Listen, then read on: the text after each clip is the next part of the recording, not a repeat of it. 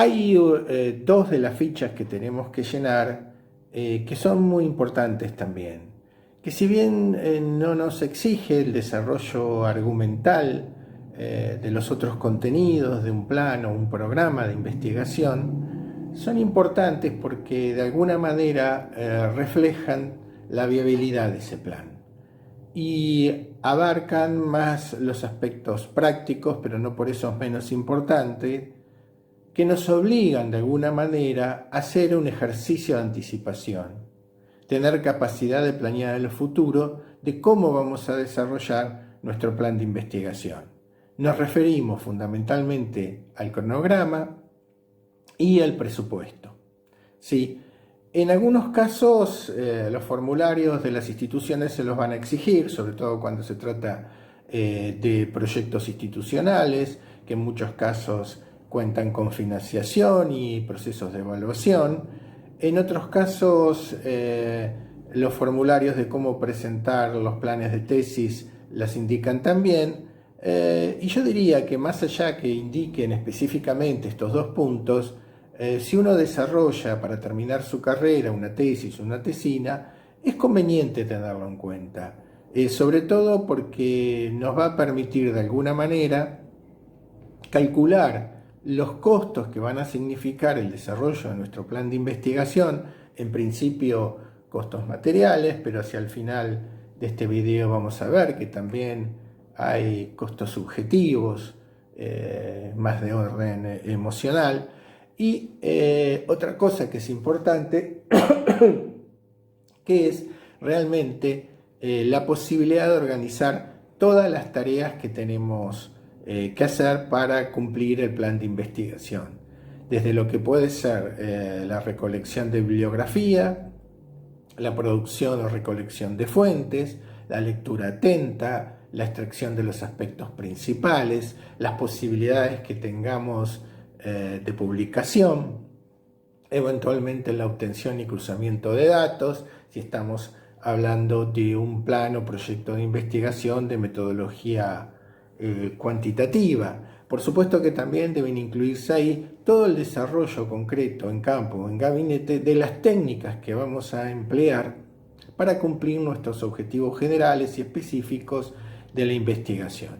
Entonces, estos dos aspectos son fundamentales. En el presupuesto lo que hacemos es una digresión en varios ítems de lo que pueden ser, por ejemplo, bienes de consumo, es decir, aquellos bienes que se destruyen al primer uso, es aquellos bienes sencillos que nosotros necesitamos comprar, como por ejemplo lo que puede ser equipamiento para computación, o lo que puede ser la obtención de fotocopia de fuentes, o útiles escolares, o resmas, bueno, todos aquellos elementos básicos que necesitamos para desempeñarlo. También lo que puede ser bienes de capital o equipamiento que vamos a aplicar al proyecto o plan de investigación. En este caso, los proyectos en ciencias sociales y humanidades, depende de la escala que tengan, suelen ser menos costosos que los proyectos en ciencias fácticas de la naturaleza, en ciencias como por ejemplo geología o estudios físicos o estudios geológicos, que requieren de equipamientos y son costosos a veces esos equipamientos que requieren para sus investigaciones. En ciencias sociales los costos más fuertes pueden venir de la obtención de fuentes o viajes que tengamos que hacer para llevar adelante la consulta de fuentes, eventualmente entrevistar. Ahora, si tenemos, por ejemplo, algunos proyectos de ciencias sociales con encuestas exhaustivas por muestra, bueno, ya requiere de un equipo, ya requiere de otros costos, ya requiere de un financiamiento bastante importante. Entonces, en el cronograma vamos a ir poniendo las distintas actividades que vamos a realizar. Es un cuadro de doble entrada, en donde fundamentalmente se va a dividir el tiempo de duración del proyecto por las actividades que vamos a desarrollar. Uno y otro sirven como autocontrol, nosotros para ver cómo vamos cumpliendo ese plan. ¿Sí? En la segunda parte de este video directamente vamos a ver algunos ejemplos de planillas que se utilizan aquí en la Universidad Nacional de Mar del Plata y vamos ya específicamente a mostrarlo con ejemplos, ¿sí? Y en el cronograma y presupuesto están fuertemente vinculados. Tienen su contrapartida. En un caso del presupuesto, la contrapartida es que regularmente cuando se asignan fondos, ciertamente lo que hay que hacer luego es rendirlos, y existe todo un mecanismo por el cual uno debe cumplir el rendimiento de esos fondos. En el caso particular del cronograma, lo que uno, cuando habla de proyectos institucionalizados, puede ser que le requieran informes parciales o informes finales. En el caso de los grupos de investigación en las universidades nacionales, normalmente los proyectos pueden durar de 2 a 4 años. En el caso de nuestra Universidad Nacional de Mar del Plata, duran 2 años, por lo cual digamos que año a año hay que hacer o un nuevo proyecto para el año siguiente o toca el informe del proyecto de investigación que se terminó el año anterior. Y en ese caso es fundamental el testeo de lo realizado con lo que se planteó en el cronograma concreto. En cuanto al dinero, es un poco más complejo el tema, porque si bien uno hace el presupuesto y en esto consulta los costos de los cuales va a prever congresos, jornadas, publicaciones, compra de fuentes, de bibliografía, viajes que pueda necesitar realizar, artículos de librería, la distribución del dinero se hace con otros criterios que tienen que ver con una polinómica que incluye, entre otras cosas, una especie de indicador de productividad de cada grupo de investigación, por el cual, en función de esos indicadores de productividad, de la masa de dinero disponible que hay de cada unidad académica, se distribuye. O sea, no hay una relación exacta, como podría ser en otras instituciones, que califican al proyecto con determinada categoría y en función de eso recibe un monto fijo, eso es variable. Bueno, yo lo que recomiendo es hacerlo, siempre el cronograma y el proyecto y el presupuesto, porque nos sirve como autocontrol de nuestras labores que vamos desarrollando, más allá de las exigencias que se plantean académicamente. Está claro que en cierta manera nos sirve como guía fundamentalmente, ¿no? Y tenerlo en cuenta si uno, por ejemplo, está haciendo un posgrado y reglamentado está en el posgrado o en la misma facultad o en la misma universidad, el tiempo de finalización, bueno, ese será el tiempo de cumplimiento que tendremos que hacer en el cronograma convenientemente dividido. También en el presupuesto uno puede incluir todas esas categorías de bienes, equipamientos, servicios no personales, y es importante también que algunos proyectos institucionalizados o que tienen cierta tradición con investigadores formados logran ingresos alternativos por servicios de transferencia. Hay todo un esquema de servicios de transferencia en el cual ese proyecto puede recibir ingresos por algún tipo de actividad que tenga de extensión hacia la comunidad. Normalmente esto suele ocurrir con las carreras técnicas, con las ingenierías, por ejemplo, bueno, pero también ha ocurrido en el caso de la Facultad de Humanidades, cuando hizo transferencia durante los procesos de actualización y capacitación de docentes de los distintos niveles de educación sistematizada, ¿sí? Entonces, en ese caso, no solamente va a haber gastos del proyecto, sino también que va a haber ingresos. Y en muchos casos es importante tener eso porque en caso de requerir de que otra institución financie, una institución nacional o extranjera, se requerirá una coparticipación en cierta manera. Y la institución propia, lo que en principio puede poner, que levanta bastante lo que puede ser el presupuesto propio, son los salarios de los investigadores. Bueno, decíamos que esto es más o menos institucionalmente lo que se plantea en agencias y universidades. Depende también si ese presupuesto cronograma entonces responde a distintas áreas científicas, como dijimos recién, algunas parecen ser más caras que otras, las temáticas y los objetivos de investigación, y Lo que es importante también, esto sí se lo digo sobre todo a aquellos tesistas que no logran un apoyo, no están en carrera profesional o se están iniciando todavía en una carrera profesional que suele ser inestable, porque en un número de años van a tener que volver a concursar para ver si siguen subiendo el peldaño en esas carreras de investigación, en las becas doctorales, postdoctorales y después si entran en carrera de investigación.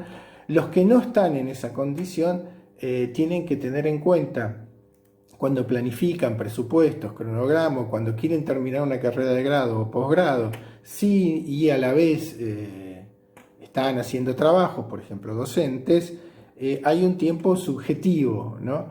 ¿Qué ocurre? Muchas veces ya están en actividad, ya se tiene una determinada edad, se tienen obligaciones familiares, ¿sí? Y lo que ocurre normalmente es que se requiere de tiempo de lectura, tiempo que se le quita a la familia, tiempo que se le quita a los amigos, a otras actividades lúdicas.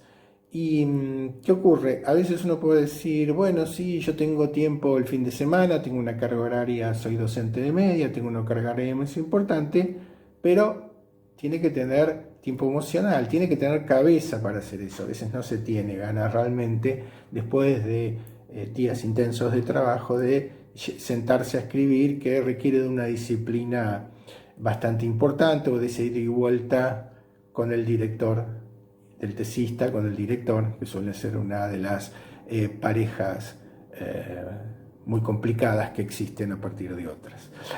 Bueno, entonces lo que haríamos ahora, en la segunda parte de este video, yo le mostraría algunos diagramas que tienen que ver con cómputos de presupuesto y con cronogramas. Como les decía, es muy importante en un plan de investigación, un proyecto de investigación, plantear un cronograma y un presupuesto. Lo que ustedes tienen en pantalla es el cronograma de un plan de trabajo para el periodo 2014-2015 de un proyecto de investigación que fue bianual y que se desarrolló en ese periodo en la Facultad de Humanidades en la Universidad Nacional de Mar del Plata. Cabe agregar que este proyecto es un proyecto de un grupo colectivo, reducido pero un grupo colectivo. Y cuando uno presenta un plan de investigación bajo estas condiciones, no solamente presenta el plan de trabajo propiamente dicho, sino también algunos aspectos que tienen que ver con el personal, el grupo de investigación, los antecedentes de las personas y otras cuestiones de importancia que se evalúan en su momento para determinar la viabilidad de ese proyecto. En este caso, ustedes, como ven un diagrama en donde está la actividad para los 2 años repartidas por bimestres. Puede ser que el proyecto lleve más tiempo, en algunas otras instituciones puede durar 4 años, 5 años. En este caso, ya hace mucho tiempo que en nuestra universidad los proyectos son bianuales, por lo cual no hay normalmente un informe parcial y sí un informe final que se rinda a los 6 meses de finalizado el proyecto. O sea, nos toca, digamos, año a año hacer a mitad de año cosas diferentes. Por un lado, hacer el informe final del proyecto que venció 6 meses antes y en otros años nos toca presentar nuevos proyectos. En el cronograma, como ustedes van a ver, está muy influido por el tema de la investigación, la metodología que estamos utilizando y las técnicas que estamos desarrollando. Esto es muy importante para considerar los tiempos y los costos.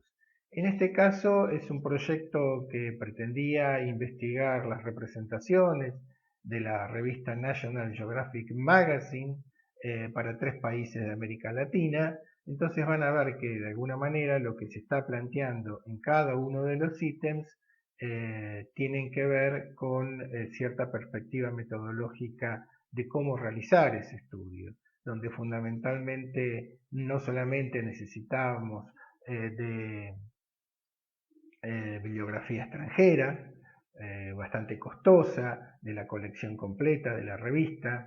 En ese momento no se podían obtener los CD por razones de seguridad, era muy difícil conseguir que los envíen.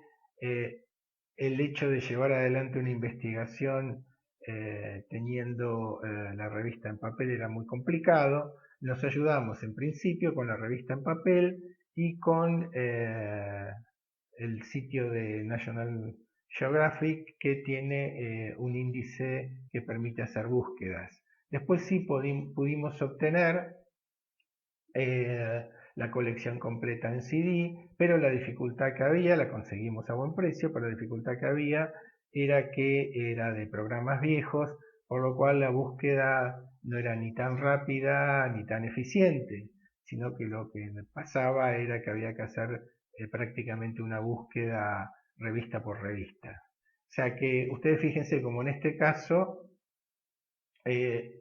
los tiempos, los costos cambian en el momento que hoy tenemos la posibilidad de hacer esa búsqueda directamente con programas muy poderosos y obtener los artículos que necesitábamos seleccionar para hacer el análisis. Bueno, entonces fíjense que nosotros planteamos en los primeros 4 bimestres la consulta de bibliografía general y específica, la necesidad de las traducciones que tuvimos que hacer.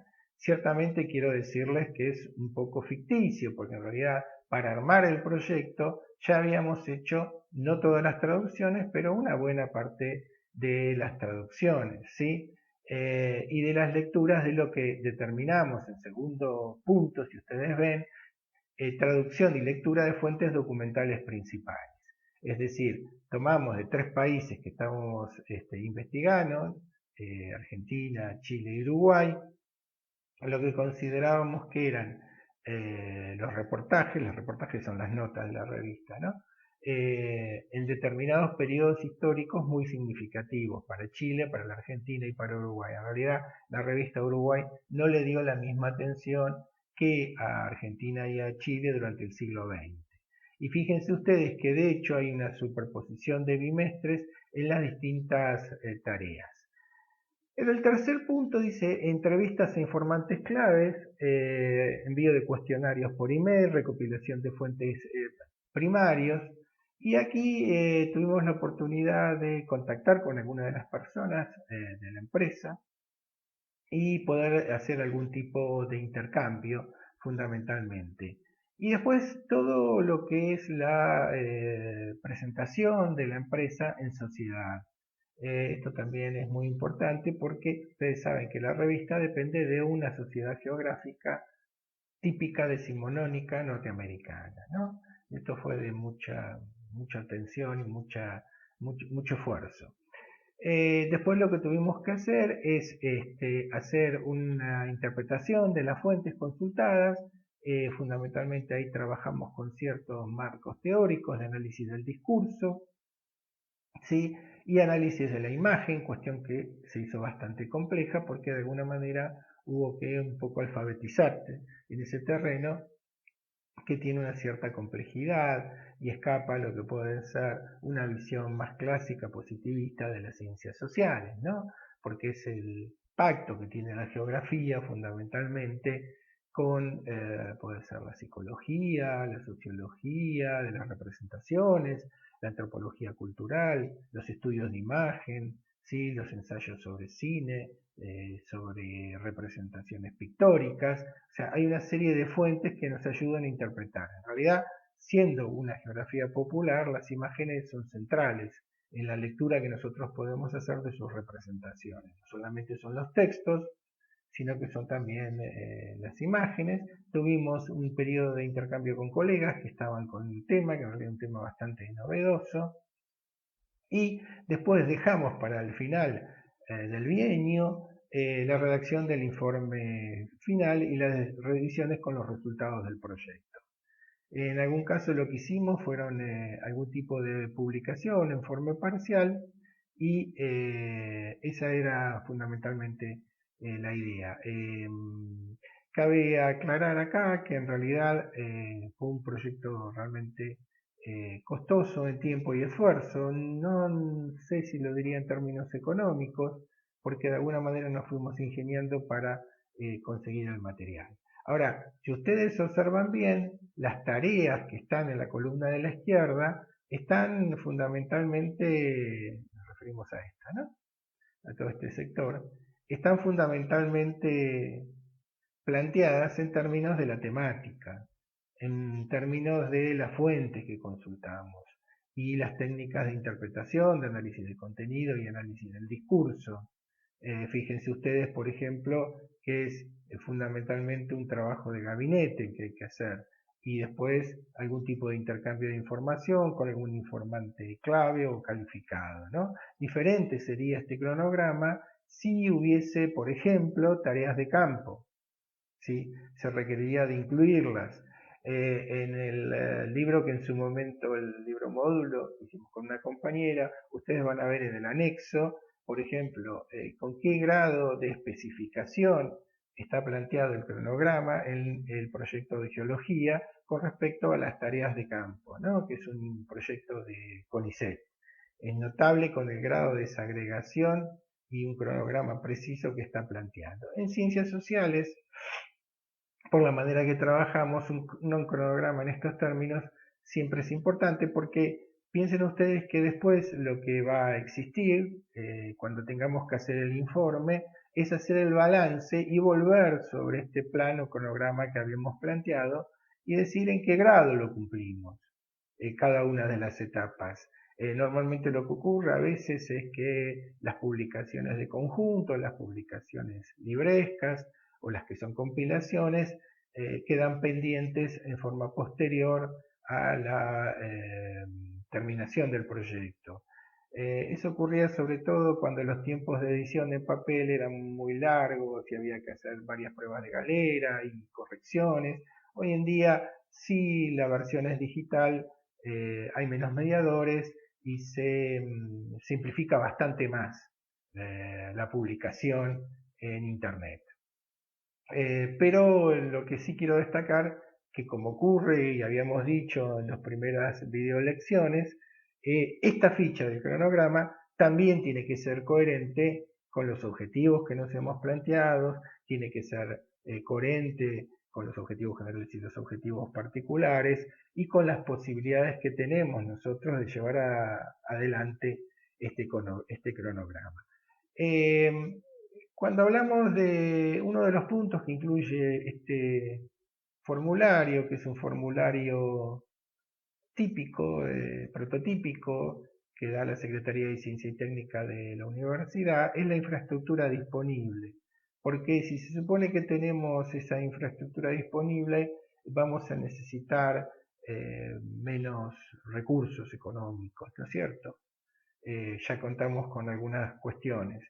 Cuando armamos el proyecto, fíjense ustedes que acá hacemos referencia que la biblioteca municipal y la biblioteca del complejo universitario existía la colección, en un caso incompleta, pero pudimos acceder.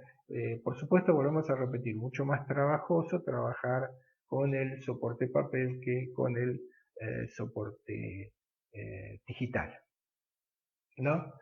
Bueno, esto es fundamentalmente el cronograma que después rendiremos en un informe final y nos sirve para autocontrol a nosotros para ver cómo vamos desarrollando nuestro proyecto, si se van cumpliendo en los periodos establecidos cada una de las etapas, ¿no? En ese informe final, que está normado también en una ordenanza del Consejo Superior y que uno entrega a los evaluadores, ¿sí? Tiene que mostrar no solo los logros, sino las dificultades que pudo haber tenido. Bueno, vamos al presupuesto de este mismo proyecto. Este es el presupuesto total. Como les decía hoy, esto es lo que estaba previsto para la ejecución del proyecto en ese periodo. Y fíjense ustedes que nosotros hacemos una especie de estimación, ciertamente estimaciones, ¿no? En el primer punto ustedes tienen artículos de librería, bienes de consumo,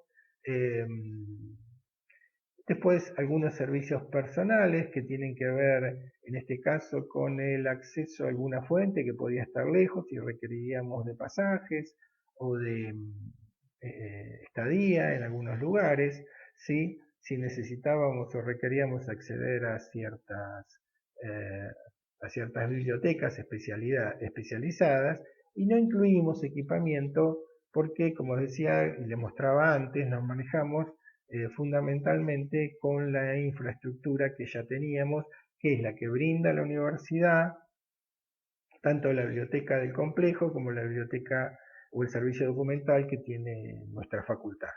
Sí, en este caso hicimos una estimación de dinero que en realidad salió mucho más barato. ¿Sí? La posibilidad siempre existe de que uno pueda pedir para reforzar el proyecto o completar estos gastos.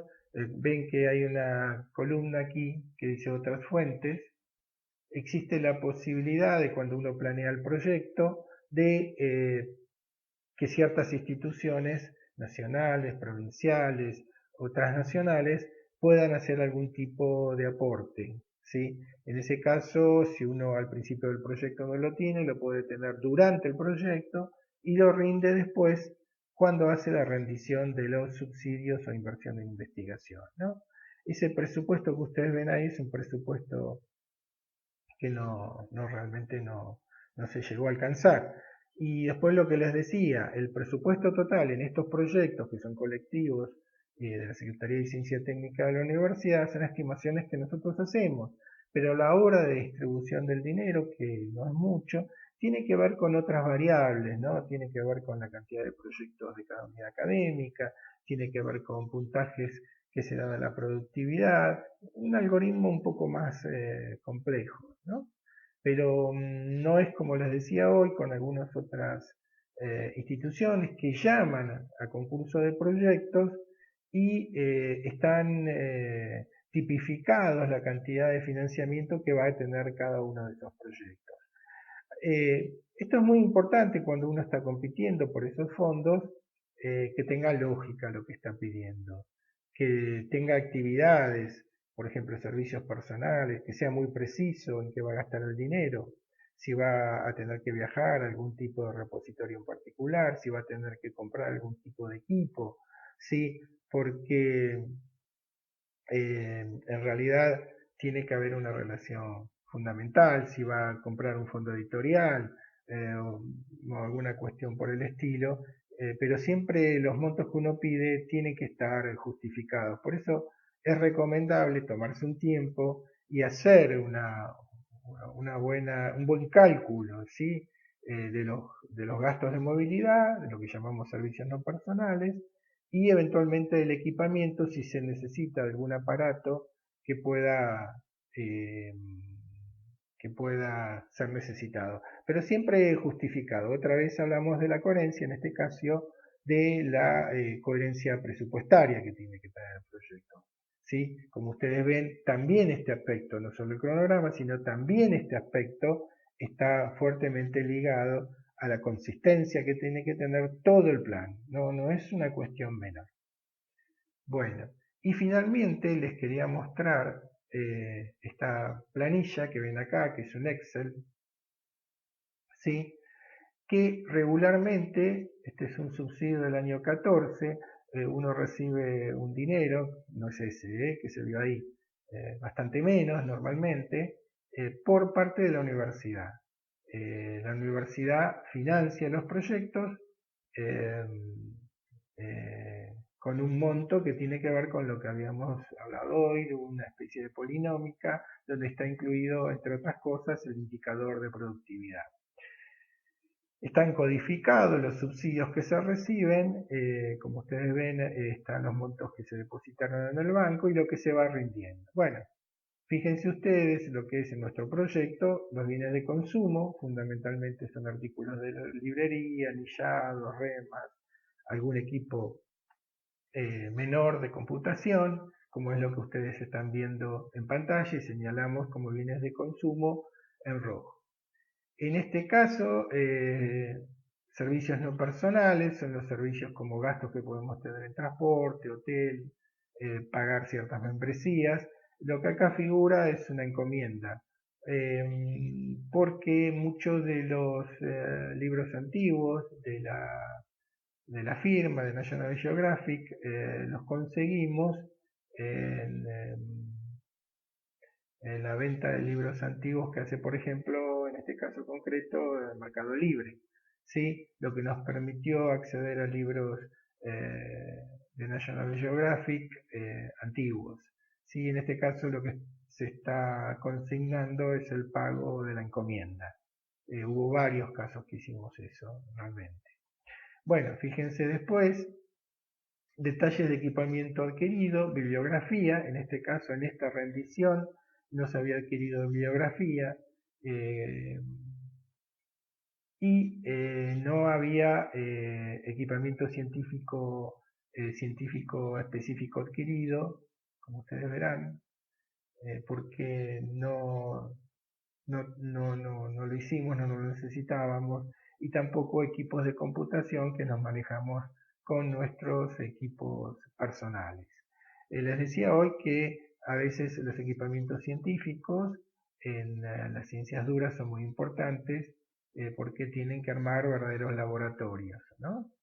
En las ciencias sociales puede ser algún tipo de equipamiento. Estaba pensando en los estudios de antropología física, en un laboratorio que hay en la facultad, donde sí se veía obligado a generar ciertos equipos o ciertos servicios que pedía el extranjero, por ejemplo, las dataciones de carbono 14 de las extracciones que hacían en los trabajos de campo. ¿Sí? Eh, Eso es una cuestión que ellos tenían planteada.